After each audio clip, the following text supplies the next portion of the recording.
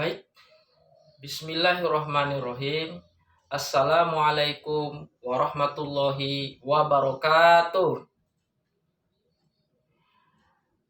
Baik, ibu-ibu sekalian, pada pagi hari ini kita akan memulai pertemuan kelompok kita, yaitu untuk belajar bersama terkait bagaimana seharusnya kita mengasuh dan mendidik anak-anak kita. Baik, ibu-ibu sekalian, kita akan mendiskusikan bersama modul pertama. Jadi modul pertama ini adalah tentang bagaimana mengasuh dan mendidik anak. Jadi dalam modul ini terdiri dari 4 sesi ibu-ibu ya.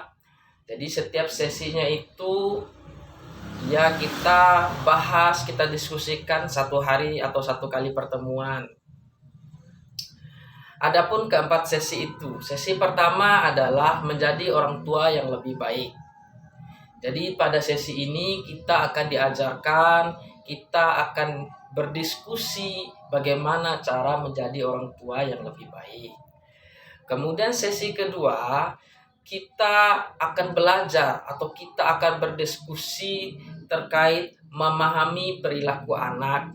Begitu ibu-ibu ya, supaya kita semua tahu anak-anak itu ternyata ada perilaku baiknya dan ada juga perilaku buruknya. Dalam sesi kedua ini kita akan membahas dan kita akan mengupas secara tuntas. Dan sesi ketiga adalah memahami cara anak usia dini belajar. Jadi kita sebagai orang tua perlu tahu, perlu paham bagaimana anak-anak usia dini itu belajar. Karena cara belajar anak usia dini tidak sama dengan cara belajar orang dewasa atau anak-anak yang sudah remaja. Begitu ibu-ibu ya. Kemudian sesi terakhir kita akan membahas tentang membantu anak sukses di sekolah. Jadi supaya di sekolah anak-anak kita itu bisa menjadi anak yang berprestasi, anak yang pintar, anak yang sukses, sehingga pada masa depannya di kemudian hari, anak-anak KPM PKH menjadi orang-orang sukses, tidak menjadi KPM PKH lagi, malah akan menjadi seorang bisnismen, seorang politikus sukses, seorang pengusaha kaya raya, dan yang kemudian nanti akan membantu orang-orang yang tidak mampu. Jadi supaya tidak terjadi kembali jika orang tuanya tidak mampu, jangan sampai anaknya tidak mampu.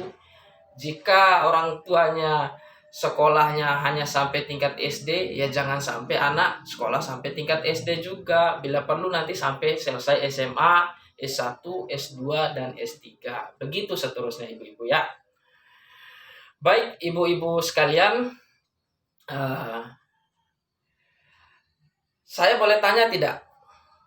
Ya, saya ingin bertanya, kira-kira nih, kenapa kita harus menjadi orang tua yang lebih baik? Coba, ibu ketua kelompok, coba, kenapa? Iya betul, supaya kita bisa mengasuh anak. Siapa lagi yang bisa jawab? Kenapa kita harus menjadi orang tua yang lebih baik? Oh ya, Ibu Rini, silakan. Oh ya, betul sekali, supaya kita bisa mendidik anak dengan baik. Betul sekali. Siapa lagi? Oh ya, Ibu Fatimah ya. Kenapa kita harus menjadi orang tua yang lebih baik? Oh ya, betul sekali, supaya cara mengasuh dan mendidik anak kita menjadi cara yang benar, gitu. Cara yang sesuai dengan teori yang dianjurkan. Betul sekali, Ibu. Baik, terima kasih ibu-ibu ya atas jawaban yang super luar biasa ini. Baik, ibu-ibu sekalian, kita akan mulai belajar menjadi orang tua yang lebih baik. Karena apa? Belajar menjadi orang tua yang lebih baik ini penting karena orang tua yang lebih baik akan mendidik, akan mengasuh anak yang hebat. Jadi anak-anak yang hebat itu adalah anak-anak yang cerdas, yang sukses, yang pintar, ketika di sekolah dia berprestasi, membanggakan nama sekolah, membanggakan nama kedua orang tuanya, bahkan seketika nanti dia dewasa menjadi orang yang sukses juga, mampu bekerja dengan baik, memiliki karir yang sukses, atau menjadi pengusaha yang sukses. Begitu ibu-ibu ya. Tapi semua itu tidak bisa instan, harus dimulai dari sekarang, yaitu dari bapak-bapak dan ibu-ibu sekalian dengan cara menjadi orang tua yang lebih baik. Maksudnya lebih baik dari cara kita mendidik sekarang ya. Begitu ibu-ibu sekalian. Baik, ibu-ibu sekalian, untuk menjadi orang tua yang lebih baik, itu pertama, kita harus menjaga sikap dan perilaku kita. Begitu ibu-ibu ya. Coba saya ingin bertanya lagi. Coba ibu-ibu sebutkan hal yang membahagiakan dan menyulitkan sebagai orang tua ketika mengasuh dan mendidik anak. Ya, coba Ibu Fatimah, bagaimana? Iya, jadi ibu bahagia ya ketika anaknya itu nurut? Iya, betul sekali. Ibu Rini gimana? Oh iya, betul sekali. Ketika anak membantu pekerjaan kita, kita juga merasa bahagia ya. Iya, betul sekali. Coba Ibu Nurma bagaimana? Iya, betul sekali. Kita sebagai orang tua akan merasa tenang hati kita ketika melihat anak-anak kita tersenyum, tertawa gembira, begitu ya? Iya, betul sekali. Baik, terima kasih atas jawaban yang sangat luar biasa ini, ibu-ibu sekalian. Jadi, cara untuk menjadi orang tua yang lebih baik adalah kita harus mengingat hal-hal yang membahagiakan kita sebagai orang tua dalam hal mengasuh dan mendidik anak. Kenapa kita harus mengingat itu? Karena hal-hal yang membahagiakan itu dapat memperkuat kasih sayang kita kepada anak-anak. Begitu bapak-bapak, ibu-ibu sekalian. Lalu apa hubungannya? Ya iya, jelas ada hubungannya.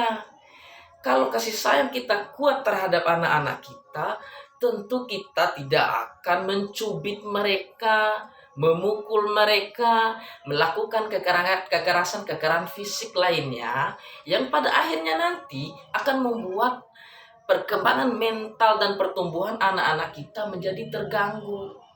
Bisa jadi mereka merasa bahwa karena dia dipukul, karena dia dicubit, bahwa kekerasan itu boleh, kekerasan itu baik, kekerasan itu wajar. Nah, oleh sebab itu kita tidak boleh melakukan kekerasan baik secara fisik maupun psikis terhadap anak-anak kita. Supaya kita tidak melakukan itu, kita perlu memperkuat kasih sayang kita kepada anak-anak kita dengan mengingat hal-hal yang membahagiakan kita sebagai orang tua ketika kita mengasuh dan mendidik anak kita. Begitu ibu-ibu ya. Jadi ingat terus, kira-kira apa lagi lah ketika ingin marah, kita ingat saja. Oh, saya senang sekali ketika anak saya ini dulu pertama dilahirkan. Saya senang sekali ketika dulu saya masih hamil. Oh, saya senang sekali ketika anak saya tersenyum. Begitu ya. Lalu, bagaimana caranya untuk menghadapi kesulitannya?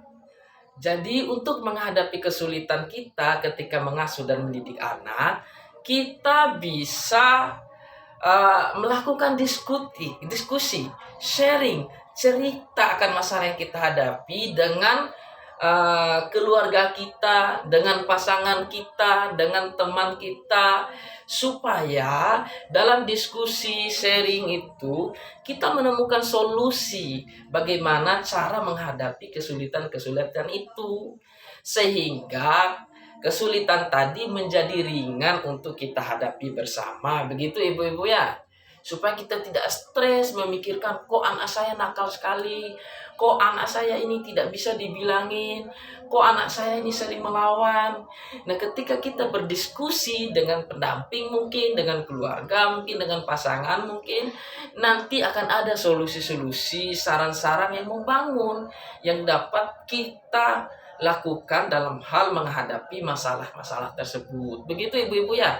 Jadi ingat ada dua, yaitu mengingat hal-hal baik atau hal-hal yang membahagiakan kita sebagai orang tua ketika mengasuh dan mendidik anak, dan bercerita atau berdiskusi kepada pendamping, keluarga atau pasangan terkait masalah yang kita hadapi supaya masalahnya menjadi ringan dan menemukan solusi cara menghadapinya. Begitu ibu-ibu ya. Baik ibu-ibu sekalian, ilmu ini yang kita pelajari hari ini, di pagi hari ini, itu jangan hanya didengarkan ibu-ibu ya. Jangan hanya ngangguk-ngangguk saja ibu. Kita harus mempraktekkan di rumah gitu.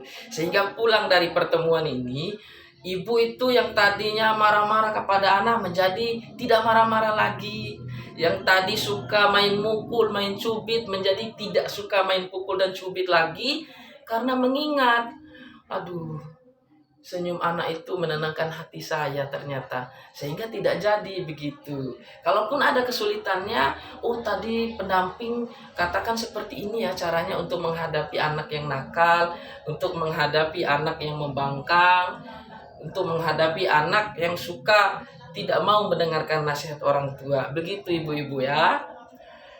Baik ibu-ibu sekalian, langkah selanjutnya untuk menjadi orang tua yang lebih baik adalah orang tua harus menyatukan atau menyamakan antara perkataan dan perbuatannya. Begitu ibu-ibu ya. Jadi jangan kita menyuruh anak kita untuk pergi sholat, sedangkan kita sendiri asik menggosip, atau bapaknya asik lagi ngerokok, asik lagi main kartu. Lah anaknya bingung, gimana bapak ibu ini suruh saya sholat kok dia menggosip, dia merokok, dia main kartu. Itu kan membingungkan buat anak ibu-ibu ya. Baik, begini saja ibu, saya ada permainan. Jadi dalam permainan ini kita semua sama-sama akan bermain ya. Tolong ibu-ibu semua berdiri ya, berdiri semua. Yang belakang tolong berdiri juga ya. Oke, berdiri semua ya.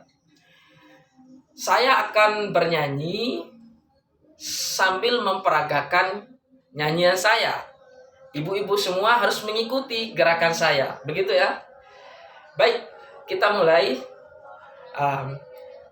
Nyanyiannya, lagunya seperti ini ya. Kepala, pundak, lutut, kaki. Begitu ya.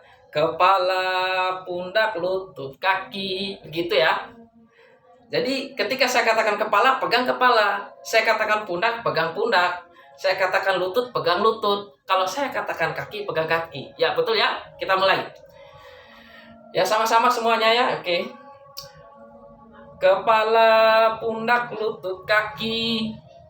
Kepala, pundak, lutut, kaki. Kepala, pundak, lutut, kaki.